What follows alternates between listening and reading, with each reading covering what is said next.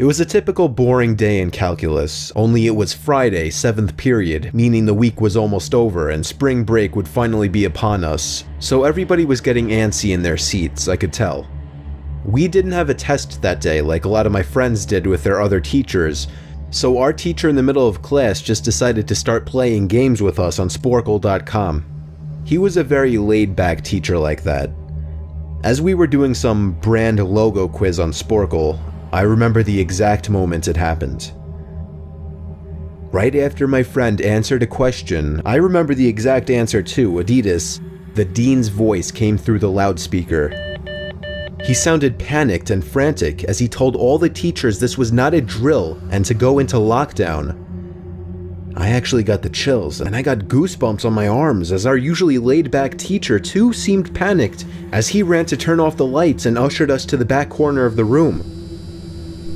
We all sat in silence for about 2 minutes, and then the usual buzzing that came from a panel in the back of the room ceased, indicating that the school must have cut all the power. We all looked at each other, realizing this must be serious. A few more minutes of waiting later, we heard a man screaming at the top of his lungs coming down the hallway. 2 girls in the class actually started crying, which made all of us even more scared. As the screaming got closer to the classroom, the lunatic-sounding man started banging on the lockers while screaming, "I'll kill all of you." It was at that moment that I started to fear for my life. My teacher shushed us as we all looked at each other to see our peers' reactions. The banging then moved from the lockers to our classroom door, and that's when one of the crying girls screamed no. The banging on the door only grew worse as the man started screaming, "Open up." 2 of the girls in the class were crying out loud now. It felt like an eternity that man was pounding at the door, but eventually he finally continued down the hallway, screaming like a mentally insane person until we could not hear him anymore. I'd say 10 minutes later, though it felt like half an hour given the situation, the dean came back on the loudspeaker explaining the situation, which was surprising for him to do. He explained that some apparently mentally unstable person entered the building and assaulted the woman sitting at the front desk, causing her to flee the building screaming, and staff wasn't sure if the man was armed or not. Now this was before the school had cameras or could afford proper security, so the school was wide open to something like this happening. The staff had done a sweep of all the hallways and classrooms and couldn't find him, so the dean instructed the teachers to resume teaching but to keep all the doors locked and to not let any students leave for any reasons. The most disturbing part, however, is that one of the janitors working the night shift found the man sleeping in one of the storage closets near the back end of the school, and according to rumors that were spread by my peers, sticking out of his pocket was a .44 Magnum. The janitor must have done something stupid to wake him up, for example, leaving the closet door open, because by the time a police officer could arrive on the scene, the man was gone. My entire class, as far as I know, to this day, has no idea if this man was ever found, but I like to think that right now, he's being given the proper help that he needs.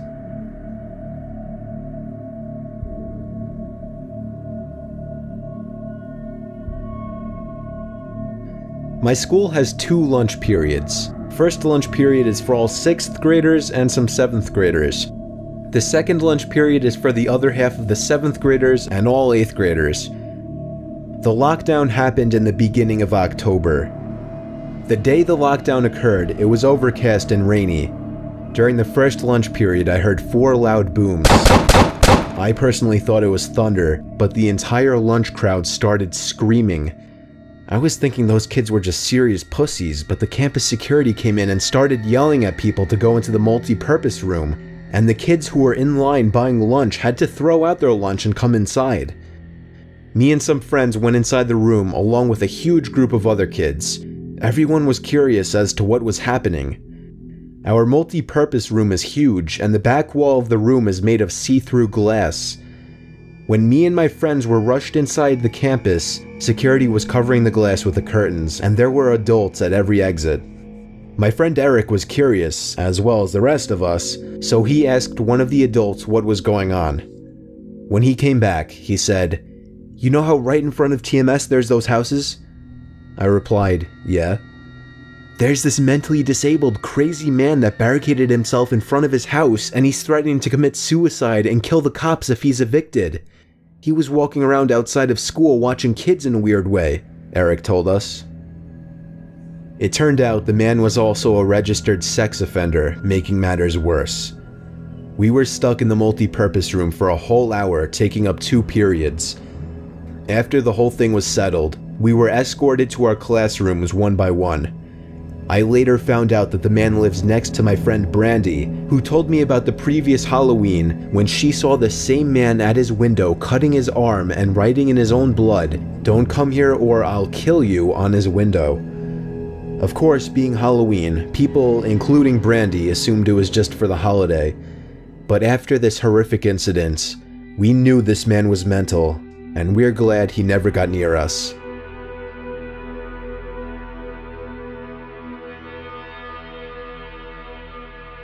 I'm 22 years old, fresh out of college, and I recently got a job at my old high school as a sort of computer intern in the school basement.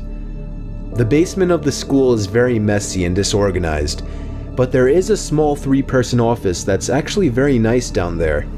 It has 3 nice big desks, 2 mini fridges, a flat screen TV mounted on the wall, and oh so satisfying air conditioning, a luxury the students and teachers cannot enjoy in the school. And of course all the school servers and other computery stuff. I got the job because 3 of my old computer teachers flat out adored me. I could actually consider them as real friends, not just teacher figures, so they all helped tremendously in landing me this job. It's been great, until something that happened a few weeks ago. My 2 co-workers that shared the office with me, Dave and Gary, weren't in the office at the time. They were upstairs working on papers or whatever. I was eating my sandwich during my lunch break when I got a phone call from one of the women in the front office telling me the school was on lockdown and that somebody, possibly armed, had entered the school. There wasn't much that I could do other than turn off the lights because, surprisingly, as nice as this little office was, it didn't have an actual door to it, just a big opening, and the door to the whole basement didn't even have a working lock. For my own safety, I did turn off all the lights in the office and my computer screen. I kept my phone on the desk, texting both Gary and Dave, but they wouldn't respond. I sat down there in the dark playing games on my phone for like 20 minutes, waiting for the call from up front to tell me to resume working. I had no idea what was happening. I couldn't hear what was going on upstairs from down here, but I was not allowed to make any calls until I was informed that the lockdown was over. Then the noisy basement door opened. As the creaking echoed across the basement and into my office, I sat up from my seat, wondering if I should call out Gary or Dave. I was eager to get some info from them. Someone then came running down the stairs and their footsteps were approaching my office. I pushed away my chair and crawled under my desk. Somebody entered the office but did not turn on the lights. There was just silence. I can't even describe the fear I was experiencing. I felt like if I made one sudden noise, I'd be a dead man. Suddenly, my phone dinged as I got a text message.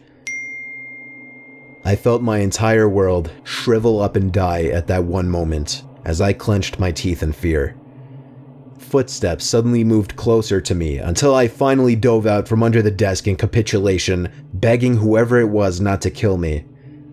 And just then, someone grabbed my arm and pulled me up. It was some guy in a red plaid button-up, jeans, and a reddish-black cap.